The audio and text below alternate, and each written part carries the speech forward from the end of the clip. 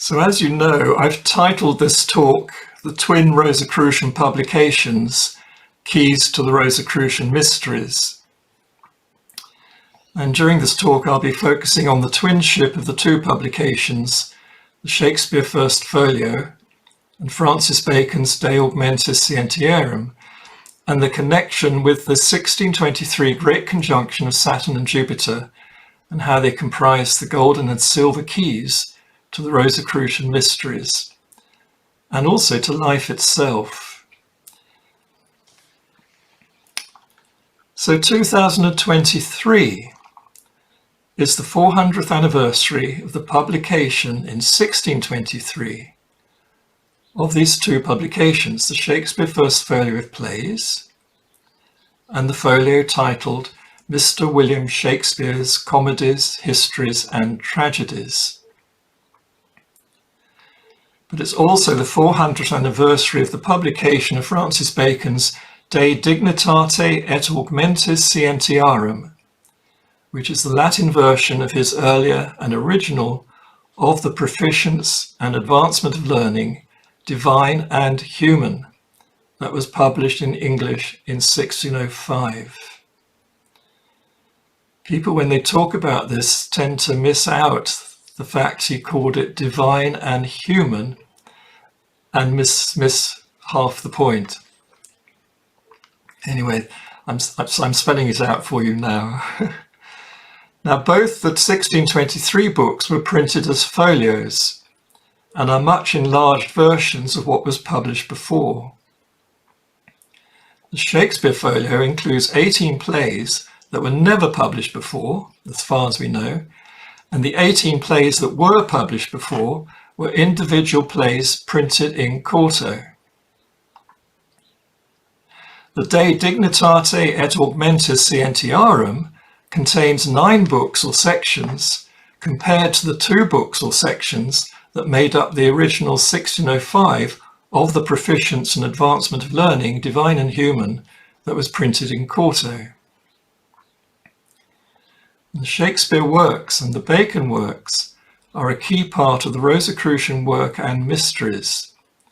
So the 400th anniversary of these two publications is very Rosicrucian and well worth exploring to see what truths they might contain and reveal to us. So during this talk, I'm going to share my screen so that you can see the pictures I'm going to put up on it. So I'm going to share my screen now.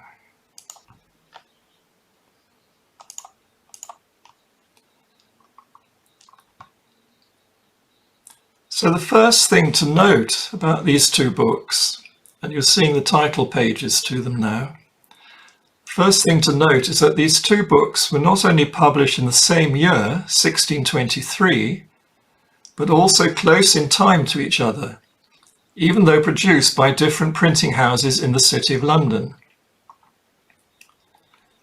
Bacon's De Dignitate et Augmentis Scientiarum was published in October 1623, and an autographed presentation copy from Francis Bacon was presented to Trinity College, Cambridge, containing the note, "Enter to Haviland and Mrs. Griffin, 13th of October, which is 1623.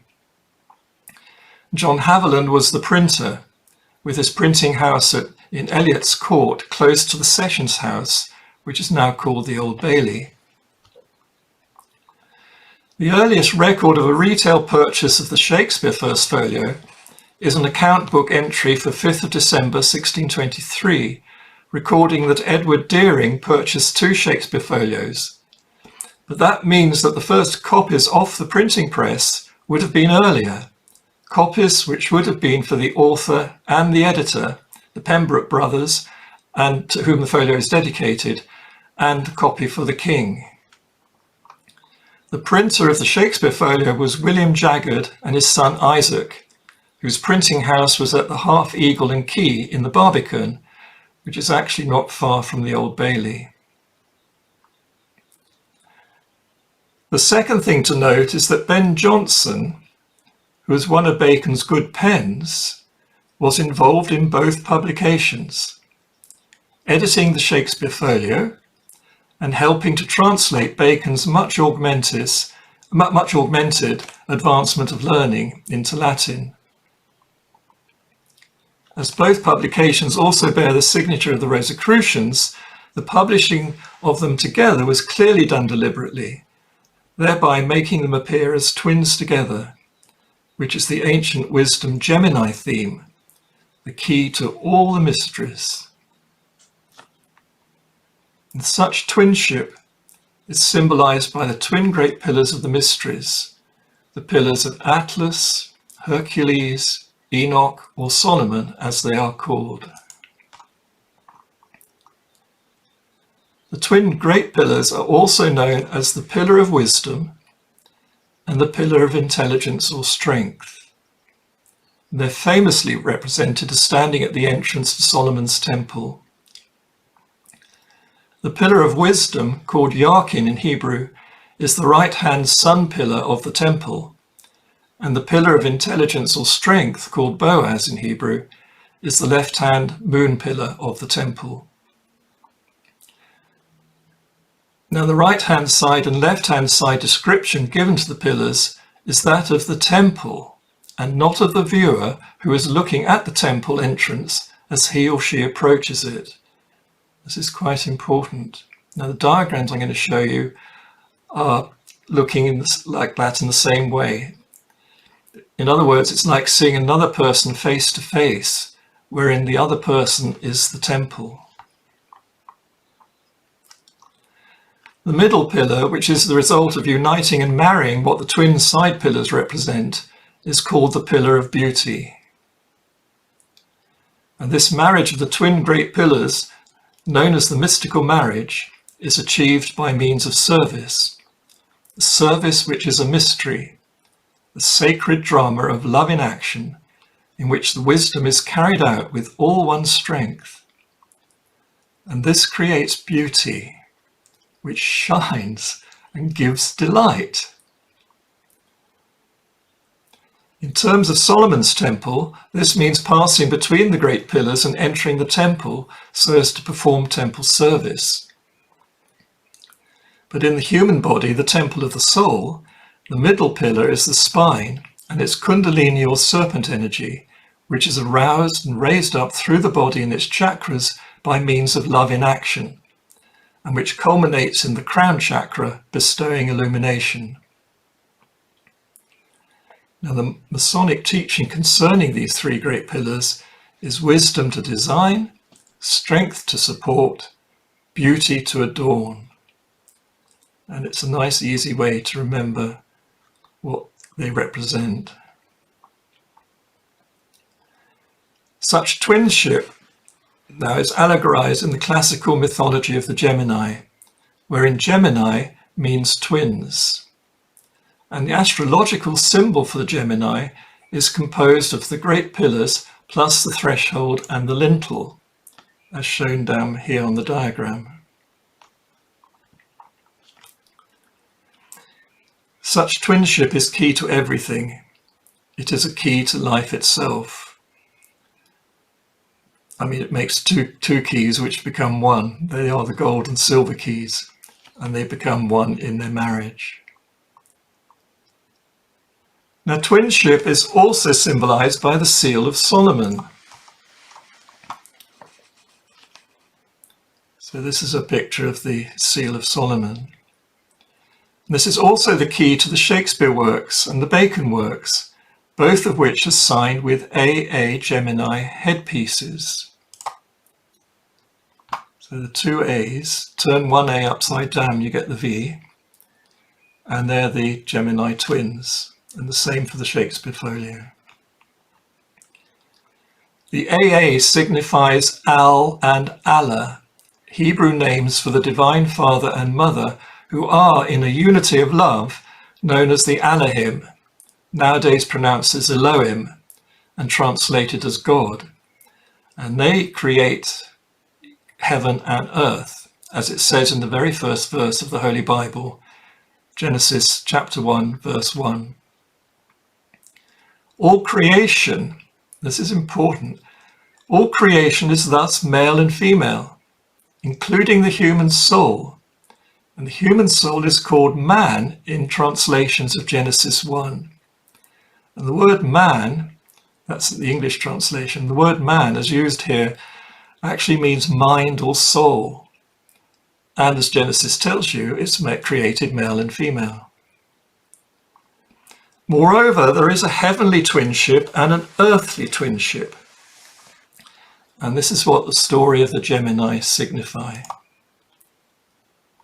So mythologically, the Gemini are the children of Leda and the Swan. Leda gives birth to 2 swan eggs, each containing a set of twins. And each set is composed of a brother and a sister, i.e. a male and a female, with one set of twins being immortal, heavenly, whilst the other set of twins is mortal, earthly. The immortal twins are known as Pollux and Helen, and the mortal twins are known as Castor and Clytemnestra. So here they are down here in the picture.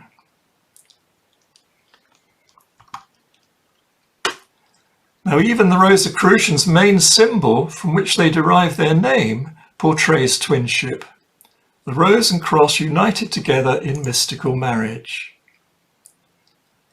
The rose symbolizes the mortal soul, male and female, and the cross symbolizes the immortal spirit, male, female.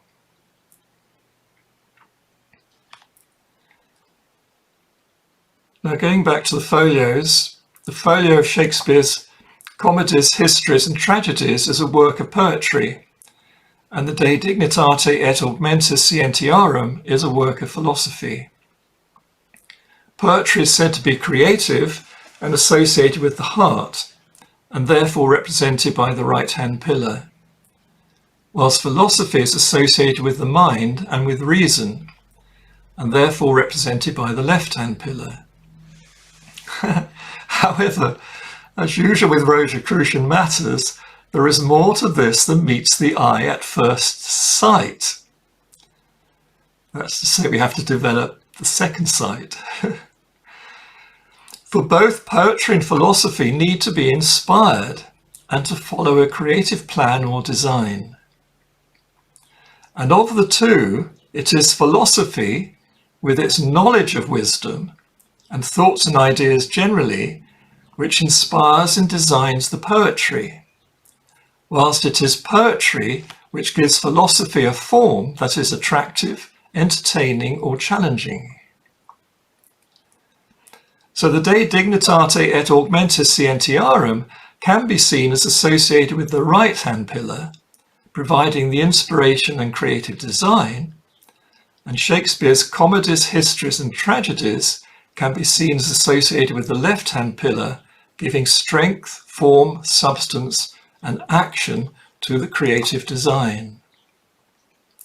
And in fact, this is the case, as I will demonstrate. However, let's first look at why the year 1623 was chosen for the publication of these two major works, both of which have had such a profound effect upon the world at large, the whole world.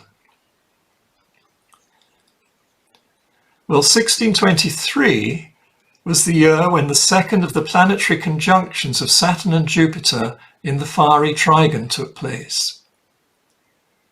The conjunctions of Saturn and Jupiter are known as great conjunctions for several good reasons. The 1623 Great Conjunction occurred on the 16th of July 1623 in the zodiac sign of Leo the Lion, a fire sign. I've shown it on this diagram. This is of the celestial sky in the Northern Hemisphere. The previous Great Conjunction, the first in the fiery trigon, had occurred 20 years earlier in December 1603 in the fire sign of Sagittarius the Archer. And at the same time, a new star, a nova, in Cygnus the Swan, was shining brightly, which had been first sighted in 1600 by Willem Janszoon Bleu and then by Johann Kepler in 1601. There's the nova in Cygnus I'm pointing to now, and there was the Great Conjunction of 1603. Now this new star, as they called it, in Cygnus the Swan, was seen as being highly significant, not only because of what the swan means, but also because in 1603 the swan was perceived as flying along the Milky Way in the direction of where the Great Conjunction was occurring. So the swan was acting like a pointer to the Great Conjunction and linking the two together. Now the swan is associated with Dionysus, who in allegorical myth ascended into heaven to become Cygnus the Swan. The name Dionysus, the Greek name Dionysus, means son of God. The Thracian poet Orpheus, who was a prophet, high initiate and reformer of the Dionysian mysteries, was symbolized as a swan and likened to Dionysus after his resurrection and ascension. And Jesus Christ, like Orpheus before him, was also symbolized as a swan and called the Son of God, i.e. Dionysus, after his resurrection and ascension.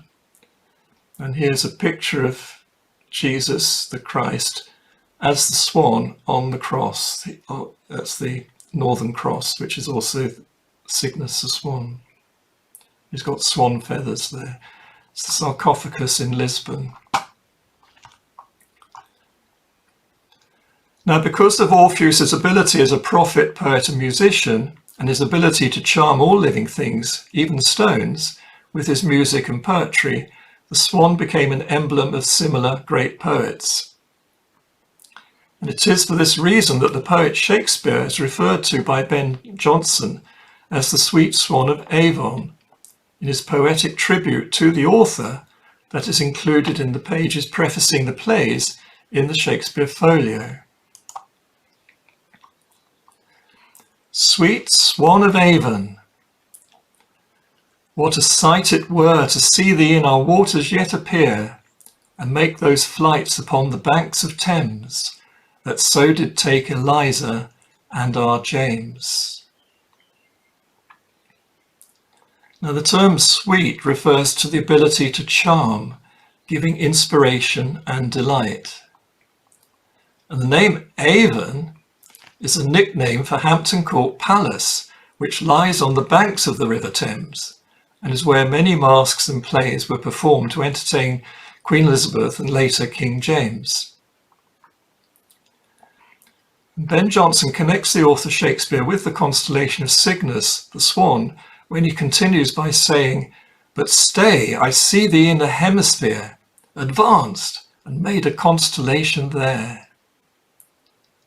Now, advance has the same meaning as ascended. And in Freemasonry and Rosicrucianism, they refer to this raised and illuminated state of consciousness which occurs after initiatic death and resurrection as exalted. That's what advance means ascended or exalted. Initiatic death is a type of psychological death that occurs after having done something remarkable and useful in a loving, charitable way, and such that one can be called faithful and true.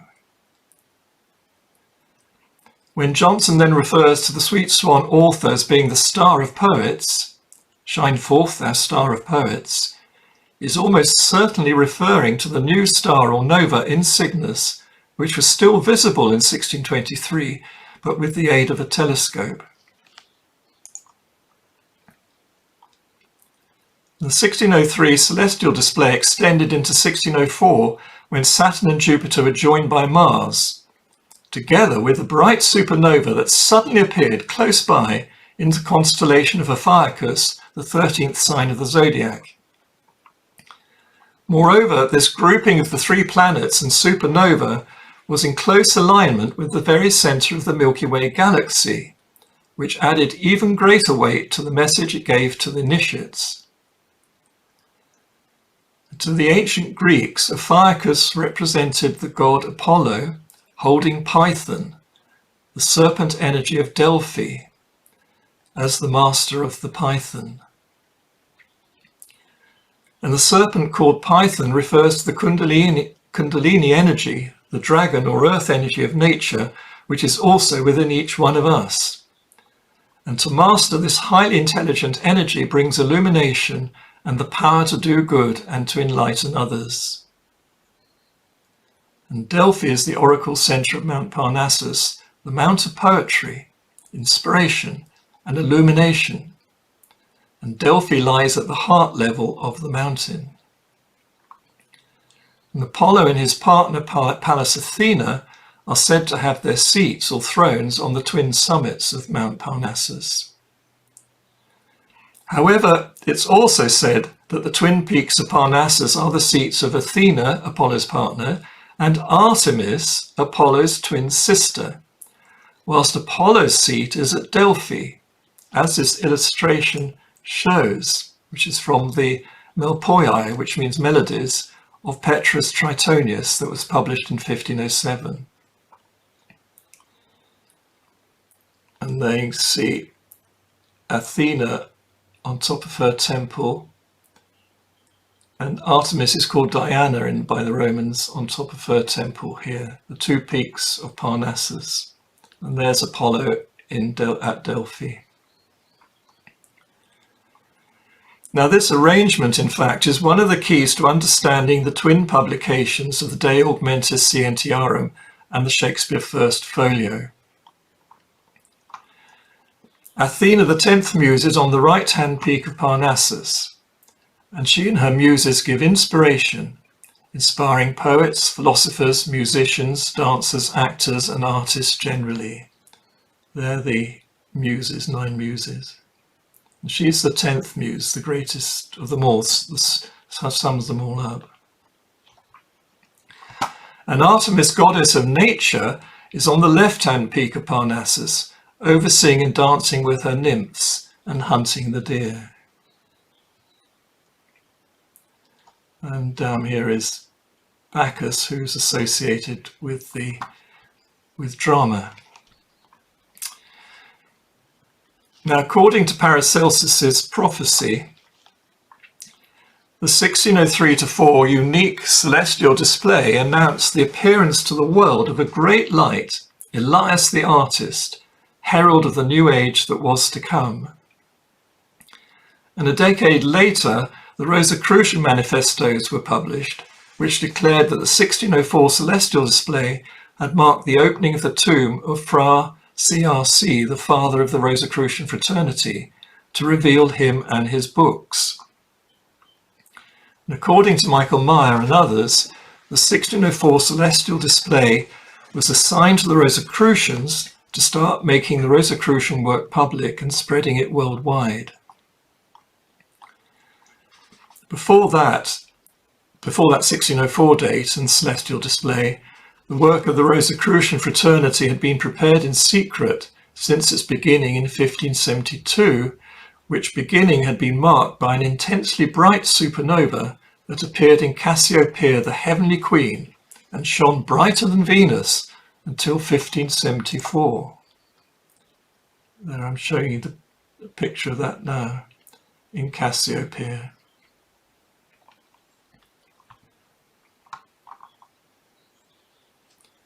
So this preparation of the Rosicrucian work had been carried out in England during the end time of the great conjunctions in the watery trigon, the last of which occurred in May 1583 in the water sign of Pisces. That's the last conjunction in the water trigon. During this time of the Rosicrucian preparing their work, England was ruled by Queen Elizabeth I, who is seen by the astronomers, poets, and initiates as representing the heavenly queen on earth. Moreover, just as the appearance of a new star in Cassiopeia signalled that the heavenly queen had given birth to a child of light, so it was understood by the initiates that the earthly queen had likewise given birth to a shining soul now incarnate on earth. And since the 1572 new star was a very bright supernova, so this soul incarnate on Earth was understood to be a great light. And this light was also seen as being the Rosicrucian work, which was destined to be inspired and led by the incarnate Master Soul, son of the Queen. So significantly, the Rosicrucian work had been prepared in secret in Elizabethan England in conjunction with new stars appearing in the Milky Way in sequence, starting with the supernova in Cassiopeia in 1572, then the bright nova in Cygnus in 1600, and culminating with the supernova in Ophiuchus in 1604. In terms of the Milky Way, representing the Heavenly Mother, as in Egyptian mythology, this sequence symbolized the sequential birth and development of her child of light, her child being both the Rosicrucian work and also a particular human soul, the Queen's natural but secret son. Secret because he was never publicly acknowledged by her. And notably, it was in 1603 that Queen Elizabeth I died, the year when the first great conjunction of Saturn and Jupiter in the fiery trigon occurred. And the Elizabethan age then became the Jacobean age, with James VI of Scotland being installed as James I of England. And he was the king who created the name of Great Britain, uniting Scotland with what had previously been Roman Britain. The time of the secret preparation of the Rosicrucian work ended with the end of the Elizabethan age, with 1604 marking the start not just of the Jacobean age, but also of the Rosicrucian work being made public and expanding beyond England and into Europe and the world. Now I need to say something about the great conjunctions. The great conjunctions of Saturn and Jupiter take place regularly about every 20 years.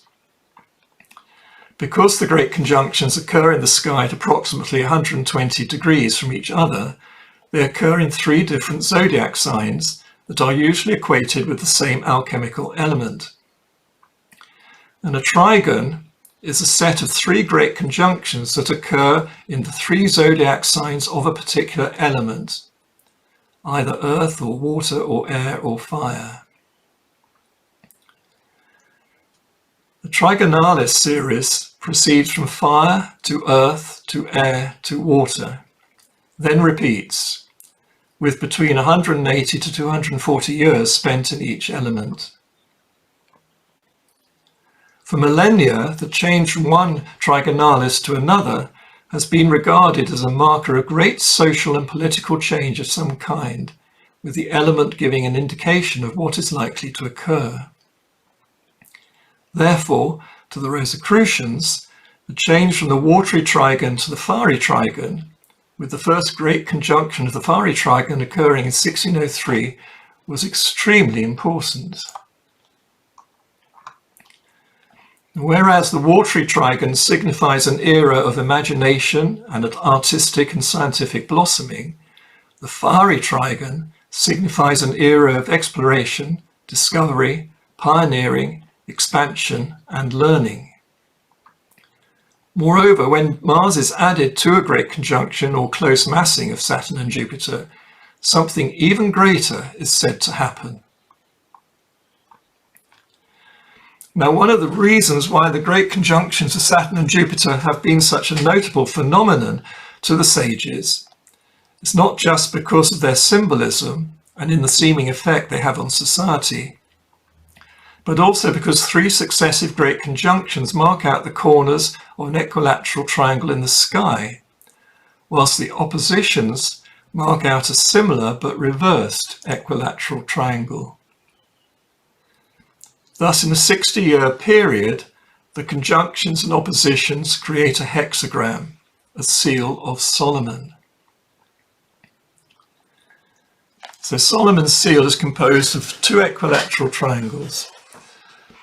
which letters A and V represent in cipher.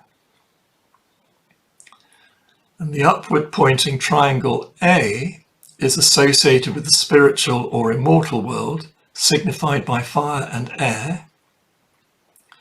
And the downward pointed triangle, or V, is associated with the natural or mortal world, signified by water and earth. Now, Saturn was known as Kronos to the Greeks.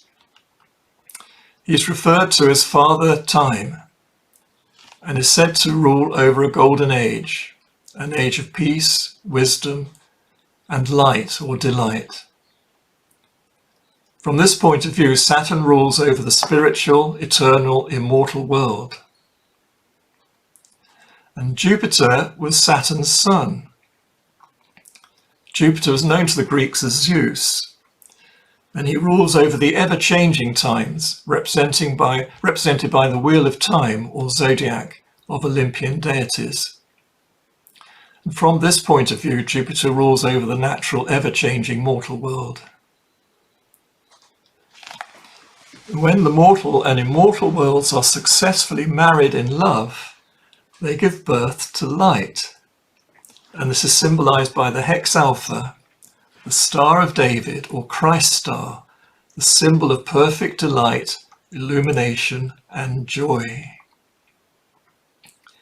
And this also signifies the statement, "The Father and I are one," wherein Jupiter, the Sun, has become one with his father, Saturn.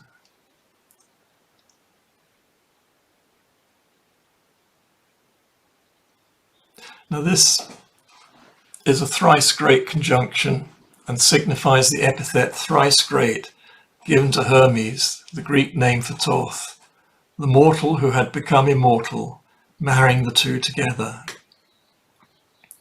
And everything, besides including immortality and mortality, is also male and female. Therefore, the father Saturn includes Ops, the mother, and their Greek equivalents are Kronos and Rhea. And the son Jupiter includes Juno, the daughter, and their Greek equivalents are Zeus and Hera. And Jupiter is associated with the right-hand pillar, Juno with the left-hand pillar. And their mystical marriage, which makes them one in love, takes place in the heart. And when offered to the Most High, which is Saturn Ops, who are always united as one, the greater mystical marriage occurs. This is probably best seen on the Kabbalistic tree of life.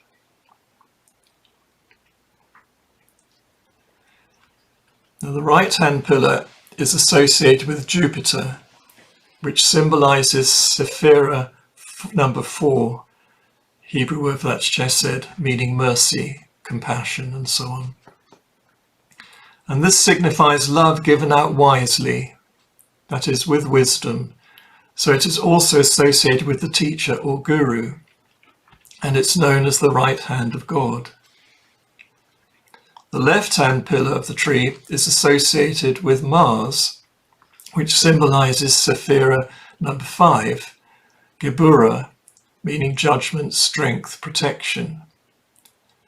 And this signifies the reception of the wisdom by the mind, the perception of it in the imagination, the formation of the idea about it, the judgment concerning it, i.e. whether it's right or wrong, and the strength or support given it if it seems wise and true. And it's known as the left hand of God. Now, Mars is used as a symbol of the left-hand pillar because it is a planet. But in terms of the mystical marriage of the twin pillars, the left-hand pillar is actually better represented by Juno, the sister wife of Jupiter. Juno is the goddess of the earth and divine overseer, counselor, and protectress of the community. She's also referred to as Lucinda, and as such she's associated with the moon and with motherhood and with conception, gestation, and birth, and Mars is one of her children. Now, the middle pillar or central axis of the tree of life is associated with the Sun and with Saturn. The Sun symbolizes Sephira number 6, called Tifereth, meaning beauty, and signifies the mystical marriage in the heart. But when this heart marriage is raised up to the crown as an offering to the Most High, which is Saturn Ops, its light shines through the face and truth is revealed. And this is the mystical marriage par excellence. And this is what the Christ star, or Star of David, represents.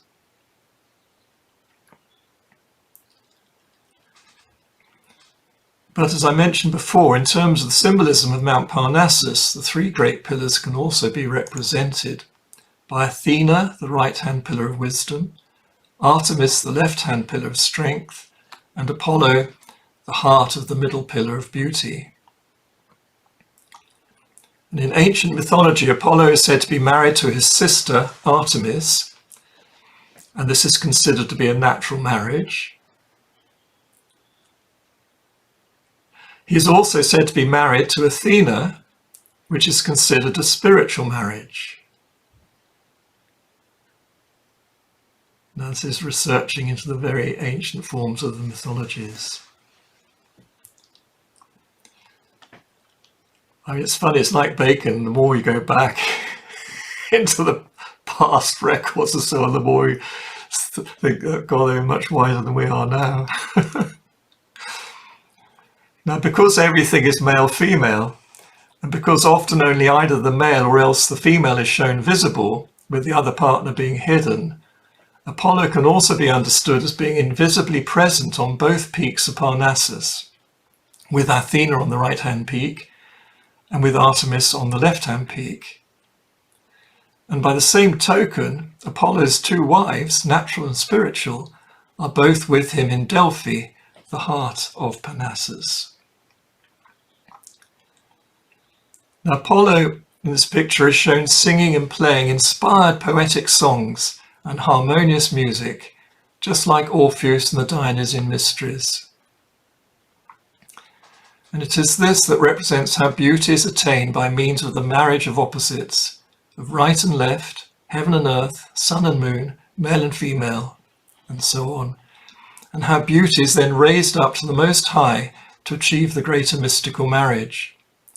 And this is enlightenment, and it's represented by the laurel tree shown rising up behind Apollo, but made to look as if it is growing out of the crown of Apollo's head. There's the laurel tree I'm pointing to now. And laurel is emblematic of eternal glory or enlightenment. Now, all this needs to be considered when we look at the two twin publications, the De Dignitate et Augmentis Scientiarum and Mr. William Shakespeare's Comedies, Histories and Tragedies.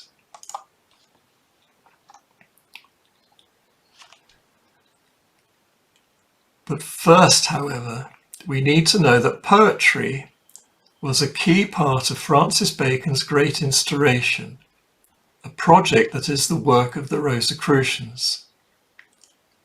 And Bacon describes the Great Instauration as the instauration or building of a new pyramid of philosophy and science, as a holy temple in the human mind, where in truth the eternal wisdom, truth, the eternal wisdom, the law of the universe is revealed and known. Excuse me a moment. Now, to achieve this, there has to be a marriage of divinity and philosophy, of the divine wisdom and the human intelligence. And to actually build the temple or pyramid of philosophy in the human mind or intelligence requires three things: history, poetry, and philosophy. History to provide the foundation and quarry for the stones of the temple, poetry to build the temple, and philosophy, which is the temple. In his New Atlantis, Bacon refers to this as the 6 days' work, patterned on the 6 days of creation, as described in Genesis chapter 1. And Bacon symbolized this as 6 books, with the seventh book as the culmination, equivalent to the seventh day of rest or peace. So in this picture I'm showing now, you can see the books of his, as it were, of his library. The books describe the stages required in the process of building the temple or pyramid, and they give examples of those stages. Like a week of 7 days, the Great Instauration is a process that keeps on repeating over and over again until the temple or pyramid is complete. And this is the Rosicrucian work. It doesn't stop. We also need to know that Francis Bacon was famous for inventing, organising, writing and directing various entertainments, masques and speeches for Gray's Inn and the Queen's Court, and that he was described as a secret poet who wrote comedies and tragedies. This is all recorded in writing by his contemporaries. And not only this, but also he was acknowledged as an Apollo who gave light, and as an Athena who gave inspiration to others. And for most of his life, he headed a literary studio of what he called good pens to help him, and who were taught and inspired by him. And these good pens included poets, writers, secretaries, and scriveners. And one of Bacon's good pens was Ben Jonson, who from 1618 onwards also acted as chief gentleman usher in Bacon's household when Bacon was Lord Chancellor. And Bacon even paid for Jonson's son to be educated at Eton. Jonson revered Bacon and gave Bacon the highest praise possible as a poet, employing the same sense and almost exactly the same words in his discoveries when referring to Bacon. Same words he used in his tribute to the author that prefaces the plays in the Shakespeare Folio. To quote, "He it is that hath filled up all numbers and performed that in our tongue, which may be compared or preferred either to insolent Greece or haughty Rome." After Bacon's impeachment and fall from grace, Ben Jonson was one of Bacon's good pens who still carried on working with Bacon. Jonson not only assisted in the translation into Latin of Bacon's much augmented Advancement of Learning, which was published in 1623 as the De Dignitate et Augmentis Scientiarum, but he also acted as an editor and in many instances the writer of the several pages prefacing the Shakespeare Folio. In fact, Jonson almost certainly helped to edit and supervise the printing of the whole Shakespeare Folio, as he had previously published a folio of his own collected works, the first poet to do so, and therefore was well experienced in the matter. And Jonson's folio of his poems, plays, masques and entertainments was published in 1616 and titled The Works of Benjamin Jonson. And I'll let you just look at that for a moment before I say anything. Now there are indicators in the title page illustration showing that Jonson was both a Freemason and a Rosicrucian.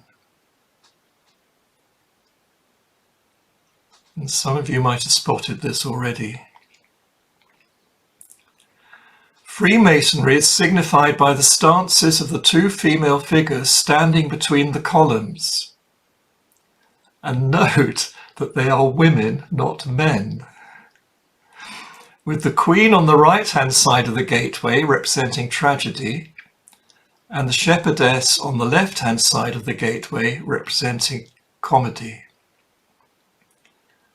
Again, please note that these pictures are shown face to face. Now, to maintain faith in love and remain faithful to one's friends, despite the tragedies of life, constitutes the first degree of Freemasonry. To have hope and keep hopeful of good, loving resolutions creates the comedies of life and constitutes the second degree of Freemasonry. And Rosicrucianism is shown by the satyr and shepherd seated on the royal arch above them. That's the royal arch. And the satyr is playing a set of panpipes on the right-hand side of the arch, and the shepherd's playing a fingerhole horn on the left-hand side of the arch. The satyr is a well-known representation of the great god Pan. And Pan and shepherd are the celebrated inhabitants, divine and human, of Arcadia, the land of the Rosicrucians. Moreover, they represent the Gemini brothers as the heavenly twins, one immortal, the other mortal, but who has been raised immortal.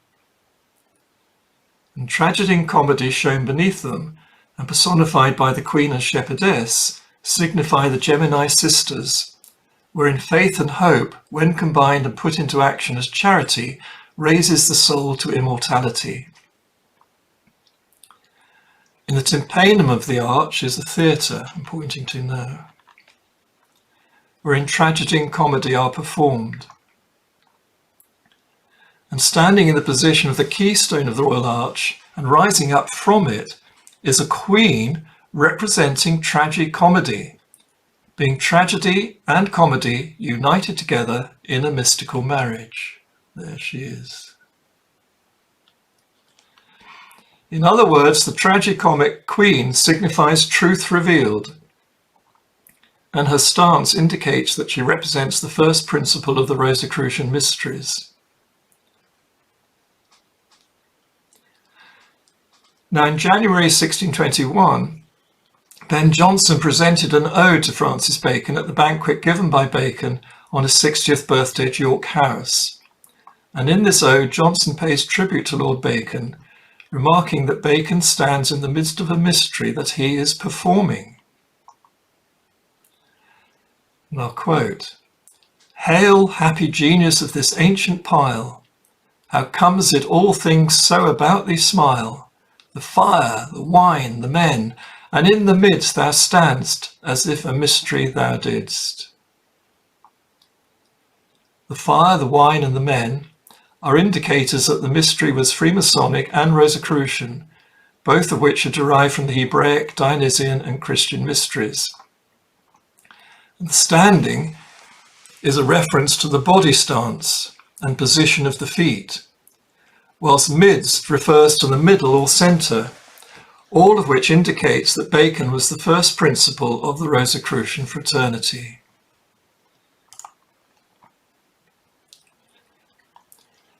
Now, after Bacon's death in 1626, various publications began to explain better what had to be kept relatively secret or obscure during Bacon's lifetime.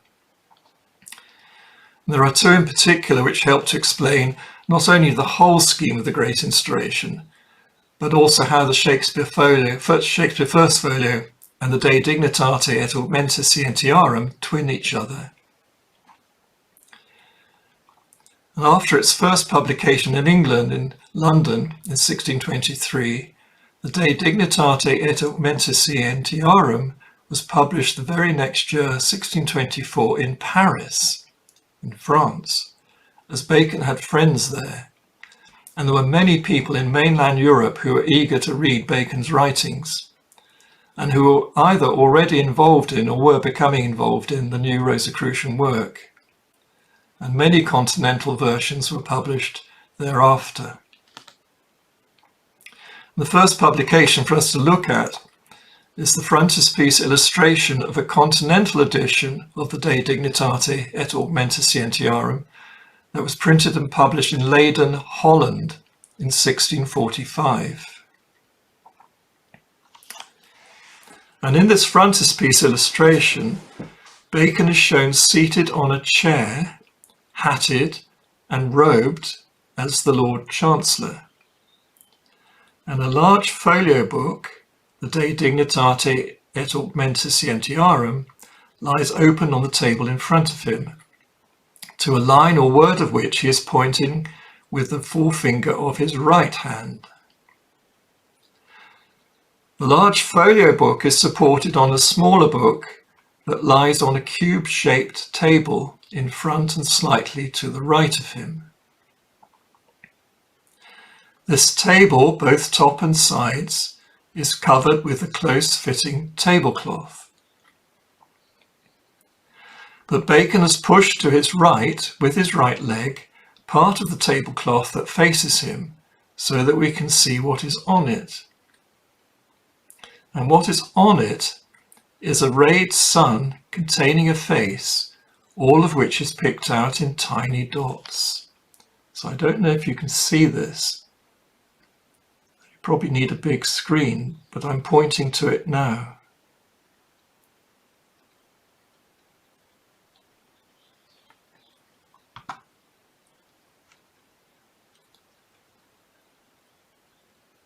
So it's a rayed sun containing a face.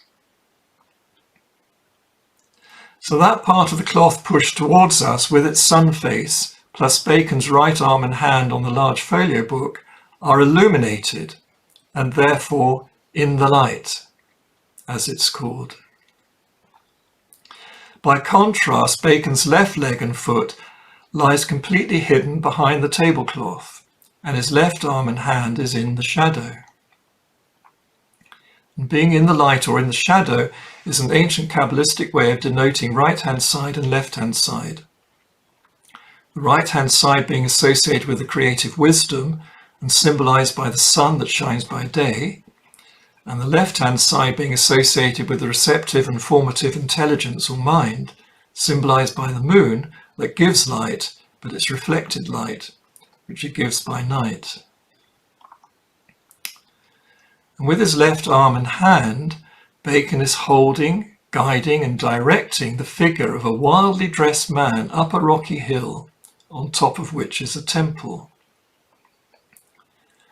And the figure is clothed in a tunic of fawn or goat skin, and has an outsized face and nose that makes it look like a mask, all of which identifies him as an actor, a bacchant, a performer of the rites of Bacchus, the god of drama.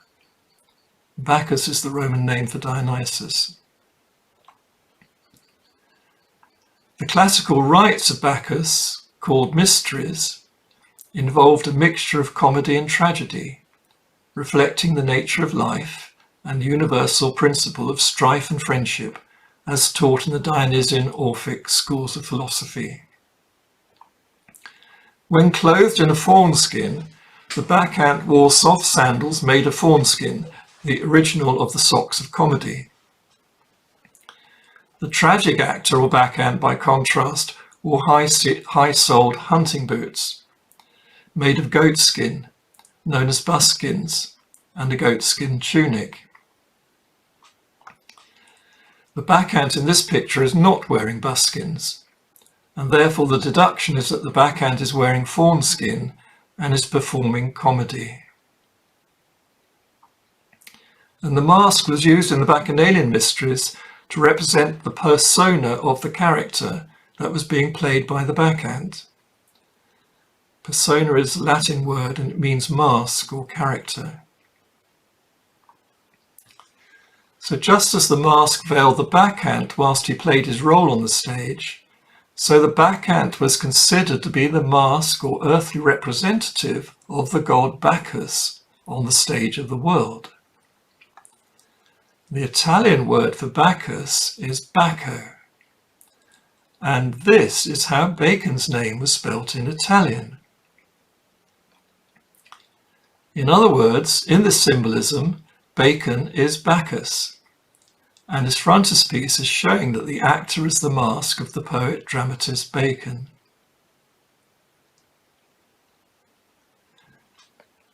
And just as the actor in the picture wears his own mask, so Bacon in his chair holds his human mask, the actor, who looks back to Bacon, the author, for the author's words or instructions. And whilst looking back to Bacon, the actor or bacchant has both his arms stretched out in front of him, with his hands holding a small clasped book.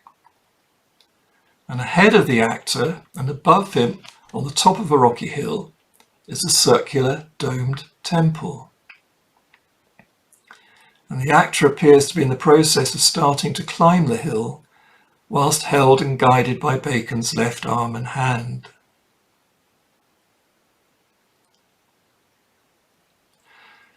Now this 1645 De Dignitate et Augmentis Scientiarum frontispiece in fact depicts the whole of Bacon's grand project, called the Great Instauration, and shows how the 6 books of the Great Instauration relate to the right and left-hand pillars of Solomon's Temple and the Kabbalistic Tree of Life. So we need a bit of help and confirmation for this. And sure enough, the 6 books of the Great Instauration are shown very clearly on the title page of the 1640 Advancement and Proficience of Learning. So on this picture I'm showing you, I've blown up these parts that support the pillars so that you can see them more clearly.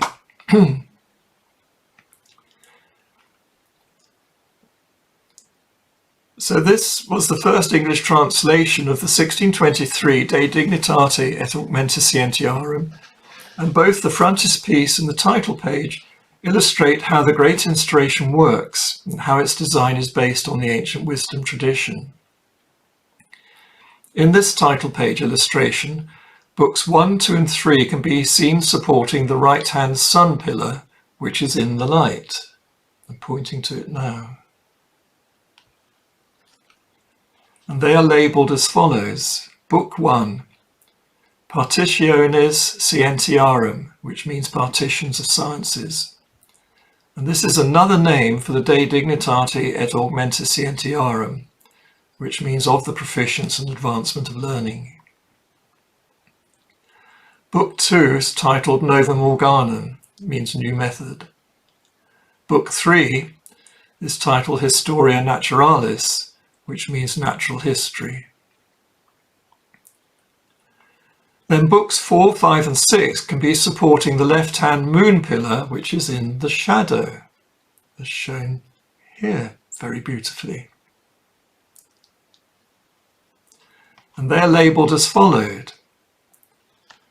At the top, the Scala Intellectualis, which means intellectual ladder. Book 5, Anticipationes Philosophia, Anticipations of Philosophy. Book 6, Philosophia Secundus Scientia Activa, the second philosophy, active science. And the right-hand pillar carries the name Scientia, the Latin for science, and science refers to the knowledge of truth, which truth is the divine wisdom that is inspired into our hearts and to be found hidden in nature. The left-hand pillar carries the name Philosophia, the Latin for philosophy. And philosophy means the love of wisdom, wherein wisdom is denoted by Sophia. And the philosopher is the seeker after truth, the seeker of wisdom. In his Advancement of Learning, Bacon says that the knowledge of man is as the waters, some descending from above and some springing from beneath, the one informed by the light of nature, the other inspired by divine revelation. So then, according to these 2 differing illuminations or originals, knowledge is first of all divided into divinity and philosophy. And it should not be too hard to see that the right-hand science pillar is the pillar of wisdom, called divinity by Bacon, whilst the left-hand philosophy pillar is the pillar of intelligence or strength, called philosophy by Bacon. So, again, as the Freemasons say, wisdom to design, strength to support, beauty to adorn. The 3 books on the right-hand pillar supply the wisdom, design and method for the Great Instauration. The 3 books on the left-hand pillar denote the actual forming of the ideas concerning the wisdom, leading to an understanding of the wisdom and eventually knowledge of the wisdom. The attainment of the ultimate peace and joy of the 7th day can be seen symbolized by the Masonic handshake at the top of the picture, crowning the middle pillar of beauty. And I'm pointing to it now.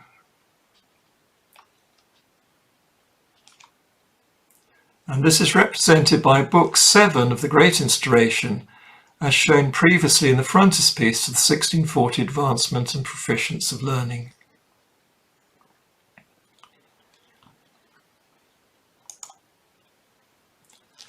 So, comparing the 1645 frontispiece of the De Augmentis Scientiarum with the 1640 title page of the Advancement and Proficience of Learning, we can see that on Bacon's right-hand side, Book 1, the De Dignitate et Augmentis Scientiarum, is referenced by the large folio indexed by Bacon's right hand.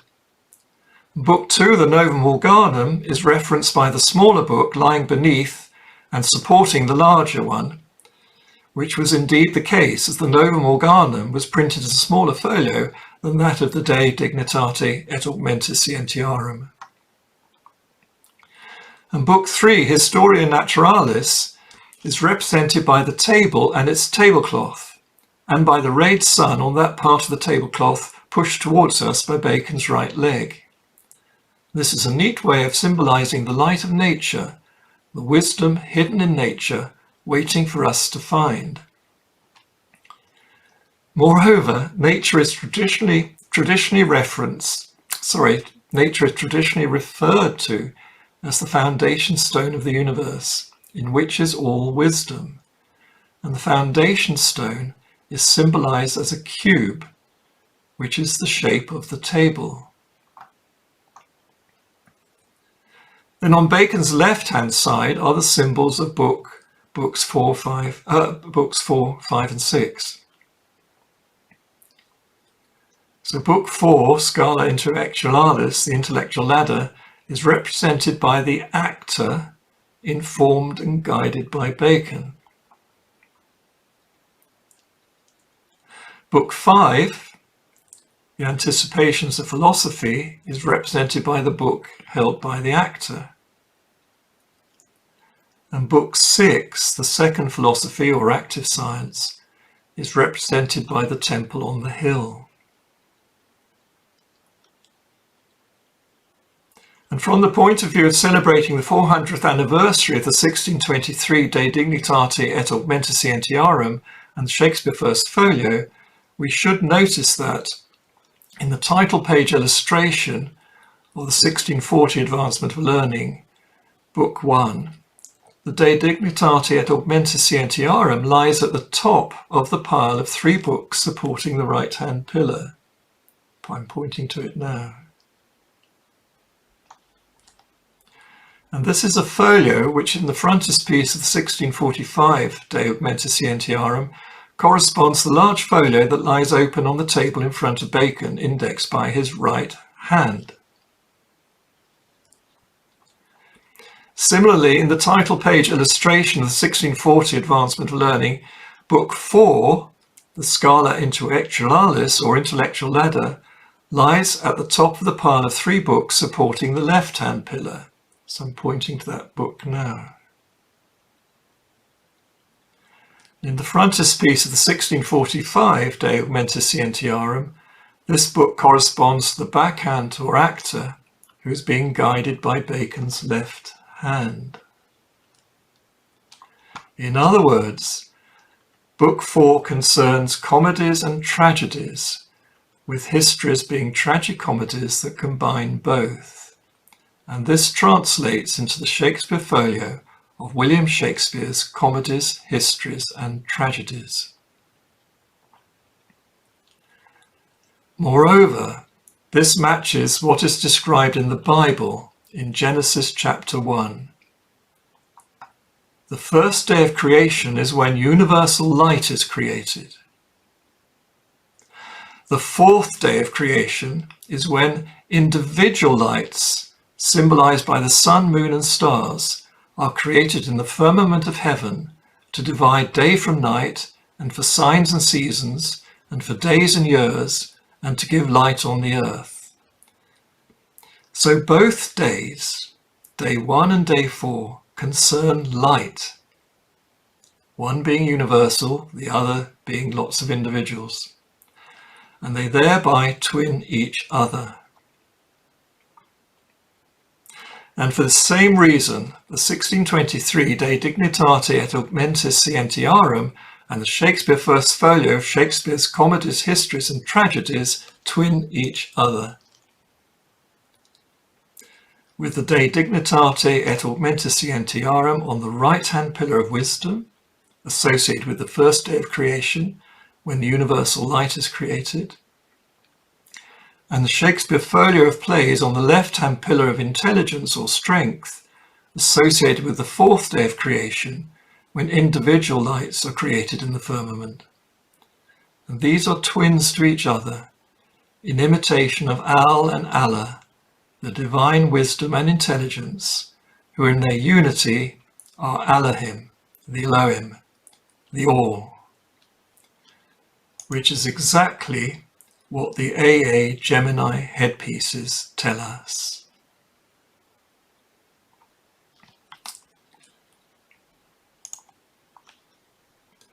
Well, that's the end of my talk there. So I hope you've been able to follow that all right, and I haven't gone too fast for you.